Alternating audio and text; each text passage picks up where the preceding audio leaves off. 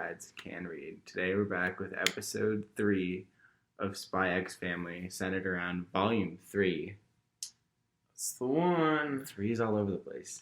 And that's the whole point of the series, that each episode's volume. This is not a new thing. I don't even know how to respond to you at this time. Yeah, I'm just saying, you're pointing out the obvious here. Your energy is not here. The volume 3 is the third volume in the series. Yours hot on the cover.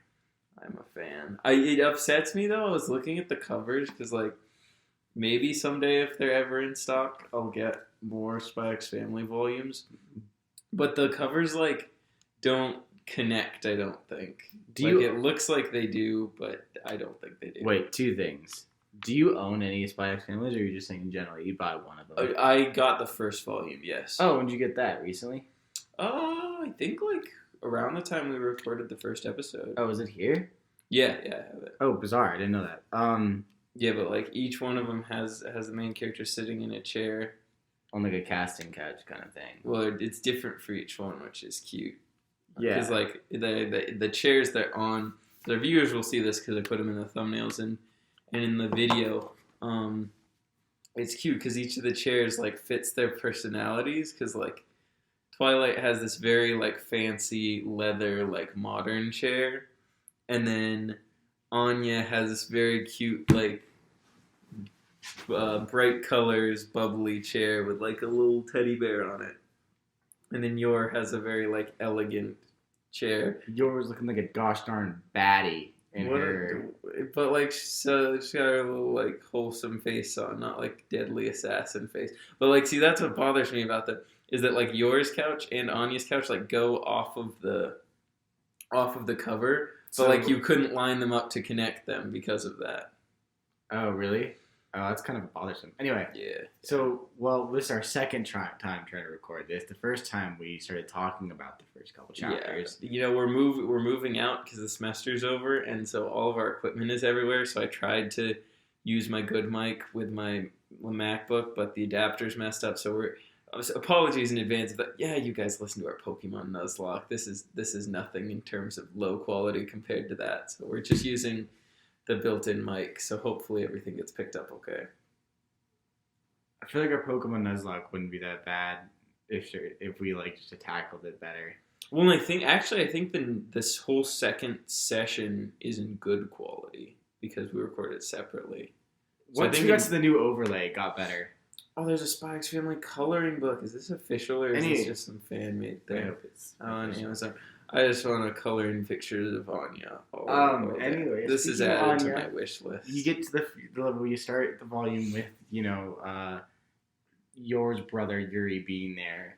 Great chapters, except I gotta give him 0 out of 10 because, like, there's very little Anya in them. Okay, our counterpoint, the little Anya that we got in that chapter, where it's her waking up in the middle of the night to them talking about, like, atom bombs and nuclear blasts. She's like, huh? And then goes back to sleep. And she got a little nightcap. It's adorable. Yeah. No, well, and unironically, I think it's very cool how they did that because I think that chapter just works better focusing on just those three characters, Twilight, Yor, and Yuri. And I think, because then you can do a chapter later on introducing Anya and Yuri and establishing that dynamic later. But I think there was plenty of content for these chapters because as we get to it, it, like, builds to the big crescendo of the end of the first chapter in this volume where Yuri asks Yor and Twilight to kiss, and it's a big moment because sure, Twilight's been in, like, dozens of fake relationships in his time as a spy, and I'm sure he's done a lot of stuff, but, he's in Twilight mode for that, whereas he obviously by this point is really starting to care about Yor, so it complicates things. And Yor, despite being, a deadly assassin, has never been in a relationship and is just, like, genuinely terrified by this whole situation. She's just busy, like, taking care of her brother. Is it at this point in the chapters that it's like a flashback and, like, Yor just comes home covered in someone else's blood? Yeah, there's, like, multiple shots of that. Yeah. And then she's like, "Oh, it's not my blood. Don't worry. It's fine. It's casual." Yeah, it's great. And Yuri just has no suspicion towards his... He just wants to marry his sister. He's got a weird sister complex. It's fine. It happens, and media apparently. I'm not a fan of it, but it works for the plot, and it's like we were talking about in our failed previous recording. You have Yuri's very suspicious of Twilight, which on one hand he should be because Twilight is a spy, but it's for the wrong reasons. Like he actually has no evidence outside of like not hearing about the marriage to distrust Twilight, because Twilight, as always, establishes like the perfect cover for himself and is coming across as the perfect husband. And like is able to cover up any like he's such a good liar that he can cover up like and like make anything believable. And then after that, we get the next morning, and then a great scene of Anya waking up and then her being like, "Hi, Papa, can we?" Whatever she's and she's talking to the plant. Oh yeah, she thinks the plants are dead. That's such a small joke, but it gets me. It gets me good. Oh gosh, Anya's just the best character. Like in a very great series. Yeah, she's just in the specific line is, "Papa, you're so green today." And then I don't know, not much happens in that chapter, right? Because that's 14. Yeah, we get. Oh, this is a kind of important chapter because Twilight is suspicious of Yor. Oh, yeah. And so he plants the beacon on her. And then tracks her, and then it confronts her hidden as, like you said, he can release. Although, in the first couple pages of this chapter, there's some great Anya faces. Any Anya face is a good Anya face. I think that might be just like the little reactions she has. Like, the fact that there's that detail sometimes is hilarious. This artist is so good at giving different expressions and stuff. But yeah, you get Twilight and his little buddy impersonating SSS officers and basically trying to bait Yor into admitting her brother's in the SSS. But it is made very clear that she has no knowledge of that. And then you get Twilight just kind of being sad that he was suspicious of her, and you get really nice him trying to make up for it and be a good. Yeah, and just give because Yor has like very little self-confidence when it comes to like being a wife and a mother, and Twilight just encourages her in a really nice way. And it's just and then in the next chapter we get a complete shonen arc of good. Little Anya playing dodgeball with the other prep school kids. She has her little ninja headband. Yeah, and she's like, "I'm gonna get the stellar star here." This was again like a fairly uneventful chapter, but just fun. I mean, it was just a good time because Anya is very determined to help her dad and to get the stars she needs. So and I think it's interesting because it would have been easy to put her and Damien on the same or on the different teams and just make them compete against each other, but instead you have them working together. As there's just this gorilla of a first grader. Mm-hmm. He is twice the size of most of them. Age 6, Bill Watkins. I think it's age 6, like, quotes. He's supposed to be somebody's, like, butler. No, I mean, he is the son of the National Army. He is a 6-year-old. He is just very advanced. And he's very smart too. So he knocks out like most of the team in one hit. And then you get this nice thing where it's basically just Anya and Damien on the team, and Anya is then using her psychic abilities to dodge all of his hits, which is totally confounding him, and Anya just doesn't know what to do. I love the one where he's like, she's obviously dodging all of my hits, so this one I'll curve at the last second so it hits her perfectly when she jumps, and she just stands completely still and just drills the kid behind her. It just ends that kid as he dabs to death. And then the little boy, the Damien kid, that's the name, right? Yeah. Jumps in front of the ball, which totally looks like something out of like Dragon Ball or like a show. Oh, it's a great shot. Yeah, and he tries to catch the ball, and the other kid's too strong, so he dies, but he saved Anya. And then Anya uses her special move. Oh, it's so good. The future is in my hands now.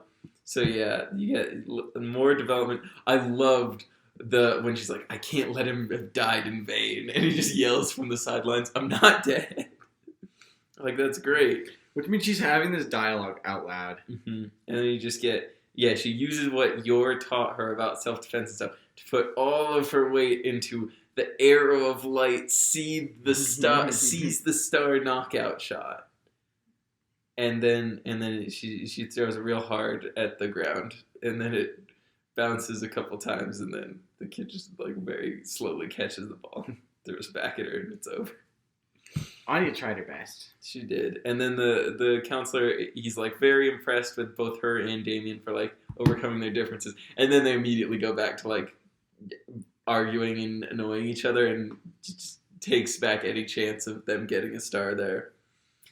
And then we get this mini I don't even know why this is 15.1. Maybe it may have just like only been released in the volume or something. Like it might have not been a weekly release. I don't know. But it's just this nice chapter where we got a very simple plot. We got Twilight's thinking of taking.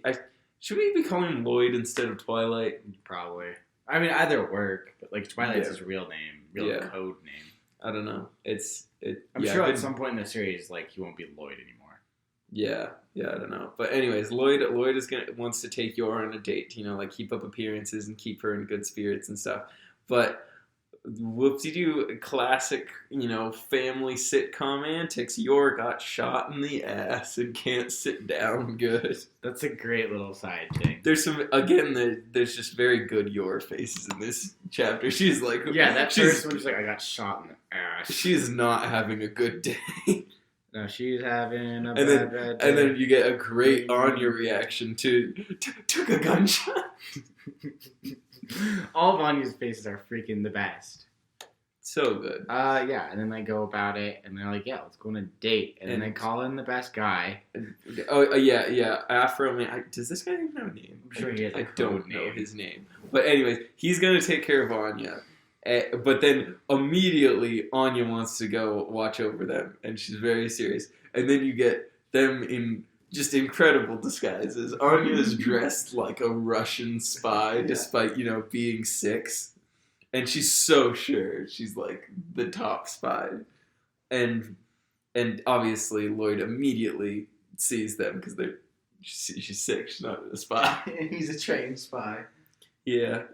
But then we just get, and it's so sad because Loid is so confident going into this. He's like, I have over 800 date plans. Something will be, I think he says like, I will literally make this date perfect. There will be no imperfections. But all of his plans don't work because she can't sit down or do like anything with her legs. He's like trying to get clothes. She can't wear anything that would like hurt her butt. She stands at the movie. She stands at the opera. It's great, and she's just in such a terrible place, and Loid is just like blown away because all of his like perfect tactics are just failing completely, and the Afro Man is just having the time of his life because Loid is normally like the perfect spy in his eyes, and he's just watching him completely blow this. I didn't notice this the first time when he's like laughing at how bad the date's going. Anya's just like, "Are you a bad person?" Wait, where? Right there. That's great. I don't think I noticed that either. So good. Then just showing. I forget our like is like hover is like doing a chair squat. Is that your legs or your core? It's mostly your legs, right? Chair squat, like where you're just acting like you're sitting, but you're not sitting on anything.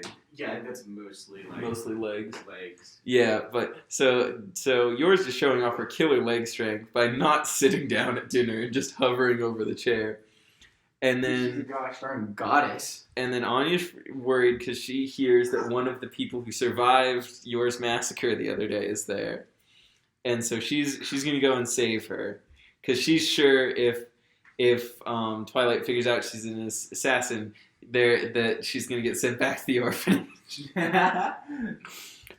But anyway, so they try and poison her. But as everyone knows, assassins have very high poison tolerance. So not only basically just ibuprofen for her. Not only does it not hurt, she's feeling great, and it's just a good time.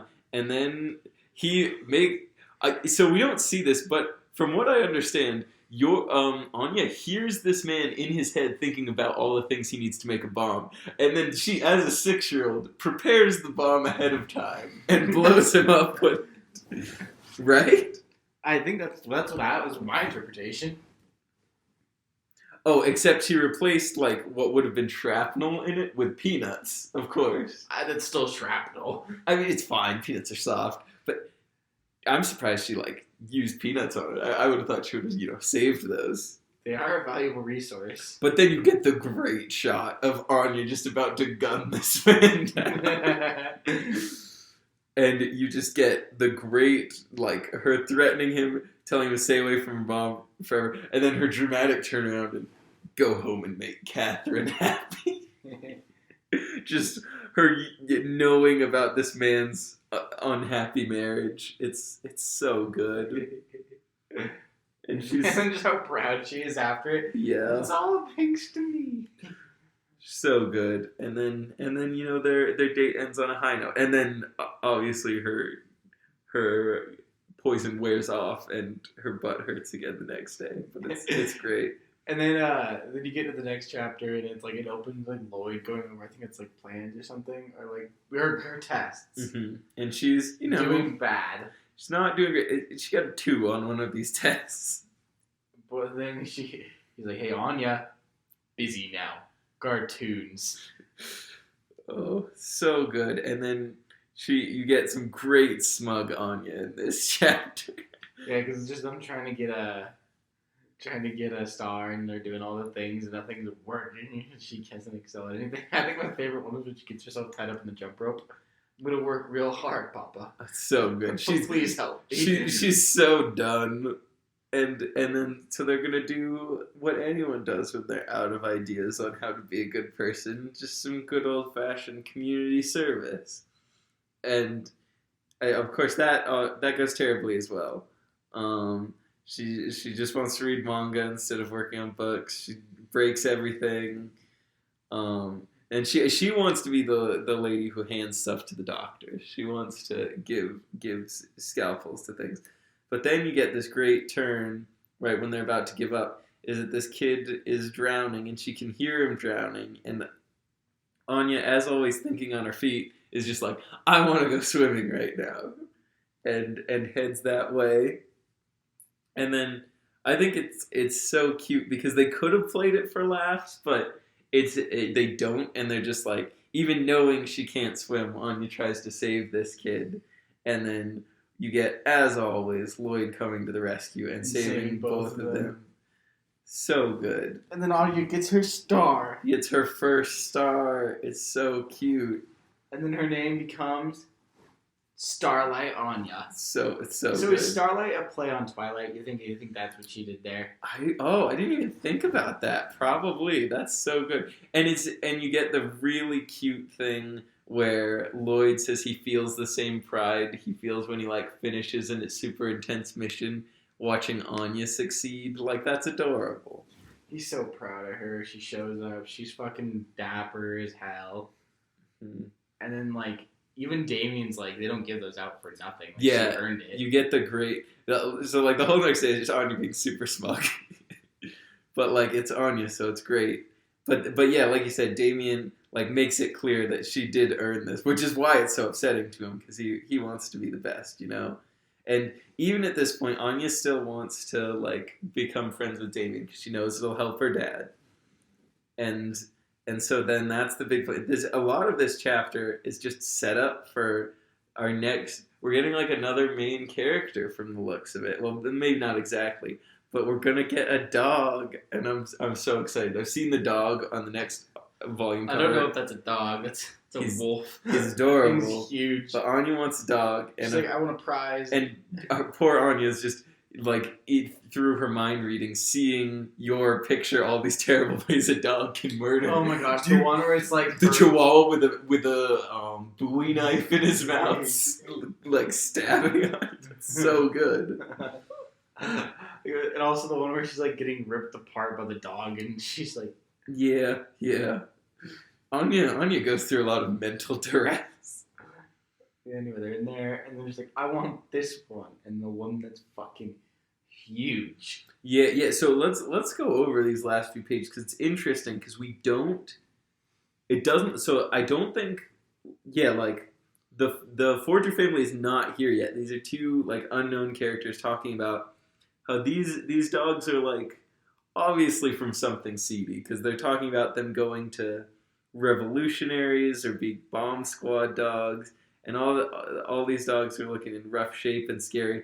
But then in the back you get, and it seems like this dog might be telepathic to a degree because he is picturing the Forgers, or at least that's what I'm getting out of it. He's picturing the Forgers before they're here.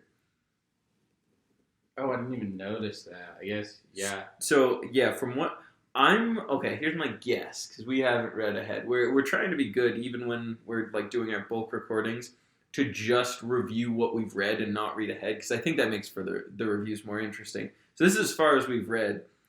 I'm gonna guess, and I don't know if I'm right here. I'm gonna guess that this dog can see the future. That'd be fucking hilarious. Because yeah, you get him. These people are approaching him that we don't know, and he's like, he sees a flash of the Forger family, and then he like steps back a little bit, and then you get this great reveal. Look at him! I love him already. He is a polar bear. I hope there's a scene later on where Anya rides him like a horse. I'm so and she excited. says something along the lines of "to battle." And then we just get this end of Anya looking at dog breeds. This one. And it's so, oh god, so good. This is such a good series. I thoroughly enjoyed it. I'm glad we were reading it. I'm so excited. And like, there's no announcement yet, but I'm sure it will get an anime in the coming years because like it's amazing. But oh yeah, oh wait, that's weird. It doesn't. Oh, because a lot of these chapters came out before the Viz app dropped, so I don't know what the deal was with the chapter 15.1. Then weird enough, we were looking at it. There's a chapter 17.1 because we ended on 17. That one is not included in this volume, so I couldn't tell you about that. But I'm not at all surprised by this at this point. 17 chapters in. I'm loving the direction this series is going in. It's great. No, it's fantastic. I love it. And they're like taking the plot slow. Like this could go for a very long time because Anya just has 1 star right now, and she still also has 1 lightning bolt too. Like she has a Tantress bolt, so she is just as close to becoming an honor student as she is to getting expelled. That's something we need to keep in mind here. I mean, it's fine. It's probably good she doesn't keep that one pinned to her shirt. I kind of wish she did though. I wouldn't just even out of be pure surprised. confidence. Oh yeah, but all the characters are great as ever. The author does a really good job of balancing the characters because like I feel like in these ones we got a little less Loid, but that's okay because we've been getting he's kind of the main character, so we've gotten the most of him by far so far. So in these chapters we really got some more Yor and more Anya, but I'm liking just how everything's developing and just getting more Yor is great. And I'm always down for an Anya chapter, obviously. Such a good monk. No, I thoroughly enjoy it. It's like we said before, it's like nice to change it up from bullshit that we've read before. Yeah, just not like your typical action shonen. Yeah, even though I did like the little shonen jokes they made in it's great. The chapter 15. But I think that's a good point to end at. Yeah, this has been Volume 3. Stay tuned for Volume 4. We got Bleach dropping. Bleach Volume 3 is dropping soon. We're getting ahead in that. Yeah, Chainsaw Man will be coming eventually if Morris can ever be bothered. Let's be real here, he won't be. Anyway, so I want to read, like, out of all the series we are reading, Chainsaw Man is, I don't know, I really like Spy X Family too, but Chainsaw Man's like probably my favorite. I think Spy X Family might be my favorite. But, so I really want to get, and there's only 11 volumes of Chainsaw Man total, so it'd be really cool if we can catch up or at least be, like, in time for the anime. So we'd like to keep going on that as well, but Yeah, expect more Spy X Family. There's still plenty of volumes until we catch up on that. Actually, there's only 4 volumes released, right? Like, released, right? Yeah, so I'll probably have to pull, like, the Japanese covers to release more. Or we can wait and do them as they come out. I'd be good. Honestly, I'm good with taking our time with this series, so I would be okay with that. Because, like, there's like 60 chapters right now, but there's just no physical volumes released yet. Yeah, I think Volume 5 is, like, pre-order right now. I don't think it's even out yet. I think they just dropped the dog volume. Okay, well, and that's one on that note. Stay tuned. As always, keep us updated on what you guys want to see, what you guys want us to stop. Oh no. So Volume 5 drops in June, but the next volume doesn't drop until October. Yeah. Okay, sorry, we were having technical issues. But yeah, so we might slow down Spy X Family release and just do it as the manga's coming out for fun, but we'll see. Give us feedback on that if you have a strong opinion one way or the other. But if not, we'll probably keep going with Chainsaw Man. Same thing, probably do them as the volumes are coming out, even though we're still behind on that, so I don't know if we'll ever catch up. And then Bleach, the series is done, so we can keep going on that and look forward to new series coming out. Kuz and I are still planning on starting a Berserk series soon. Very excited about that. He's posing next to us. And gyrating his hips. I did it twice. That still counts as gyrating. I don't know. At that point, it's just a... Shut up. The talk. Damn. Okay. So I think with that note, we'll sign off here. Thanks for listening as always. Yeah. See you next week.